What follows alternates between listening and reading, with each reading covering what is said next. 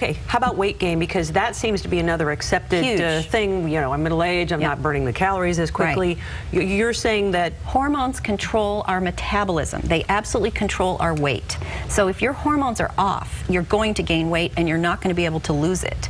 So that's a really important factor as well. And then if people really need to lose weight, there is also a hormone-based diet, the HCG diet that we offer at my clinic that's very effective for weight loss as well. Speaking of weight loss, I've got Maria from Walnut Creek. Good morning, Maria. You're on the air. Hello. Hi, Maria. Do you have a question for the doctor?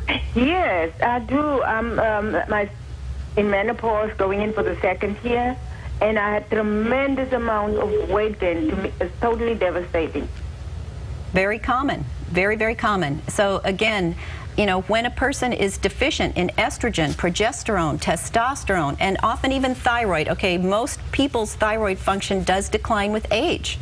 So a lot of people will be very on the low normal end of thyroid function, and their doctors say you're fine, but if they were moved up to the high normal end, they would feel a lot better and be able to lose more weight. So it's much easier to lose weight when you have your hormones. Okay, so menopause is generally the time when women, for those who've never experienced it, start experiencing what? Weight gain, hot flashes, night sweats. Right. What are some of the other symptoms? And a lot of brain fog kind of symptoms. People complain that they worry that they're losing their mind or losing their memory. So it's a very common symptom. Well, at what age should you actually start checking your hormones, and what's the process for checking hormones? Is there a test? It's a simple blood test. It's very easy. Any doctor can order it. So it's like estradiol for estrogen, progesterone, testosterone. These are blood tests that any lab can run, and it's just a lot of doctors won't run them.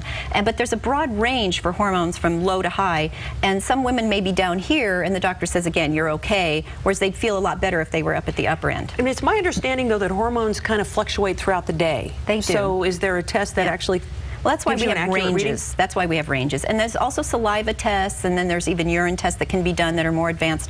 So, but it's a fairly easy screening test with just a simple blood test. Now, you mentioned, okay, we understand a general sort of what is a normal hormone range for your age group. Right. So what's optimal where you're really pushing those limits where you're feeling a lot better? Well, integrative medicine doctors like myself tend to try to get people, no matter what their age, we're looking for a hormone range that you would have had in maybe your 30s or 40s. And so it's important to start checking hormone levels at about age 30, 35, because especially progesterone starts to decline in the early 30s.